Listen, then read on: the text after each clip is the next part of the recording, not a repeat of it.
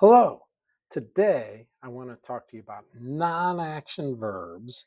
We'll talk about how they're different from action verbs, and we'll also talk about which verb tenses you can use with action verbs and non-action verbs. If you want a worksheet that you can complete while you watch this video, click on the link in the description and it'll take you to a worksheet that you can download, print, and then practice your note taking while you watch this video. Let's get started. First, let's talk about present progressive verb tense. We use this verb tense to describe actions in progress right now, or things that are happening right now.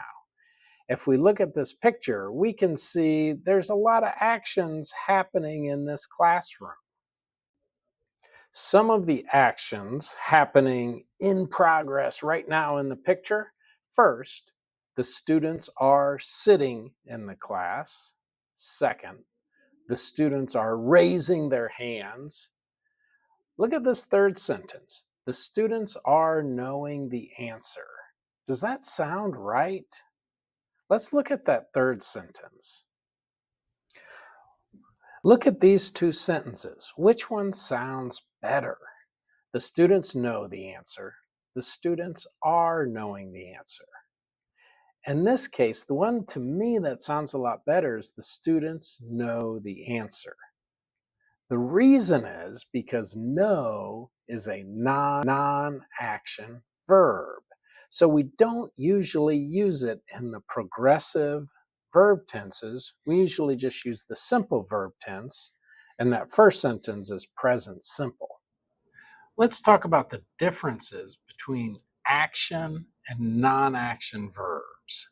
Look at this list of verbs, and many of them, if I were an actor, I could act out each verb. For example, jump, run, eat, smile, hit. I can do all of these things. But the last two verbs, understand and know, I can't really do those things. Those are non action verbs. They don't really describe an action, more, they describe a condition or a state. So I can't really act out understand. It's just what happens to be in my brain. Let's take a look at some different categories for non-action verbs. The first category for non-action verbs would be information in your brain. For example, know, remember, understand. These are verbs that just describe what's in your brain. They don't describe an action. So we don't usually use these in progressive tenses, usually only simple tenses. Like we would say, I know the answer. We would not say, I am knowing the answer. The second category of non-action verbs is verbs to describe our opinion, like I believe or I doubt or I like or dislike or agree, disagree, prefer. All of those would be non-action verbs because they just describe our opinion and not really an action. We also have non-action verbs that describe ownership. For example, I own an old car, or I have a nice house, or this dog belongs to me.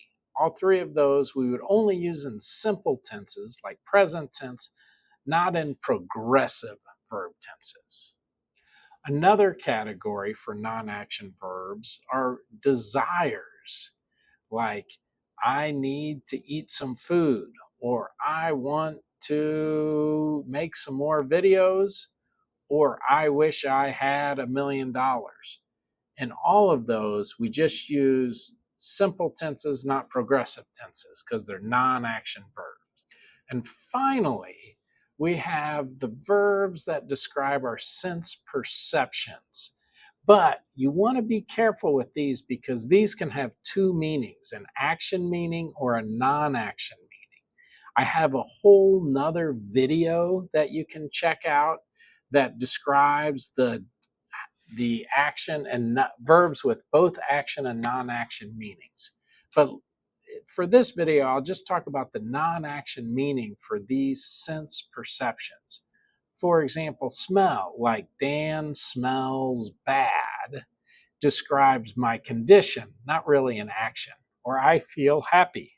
Or this food tastes good.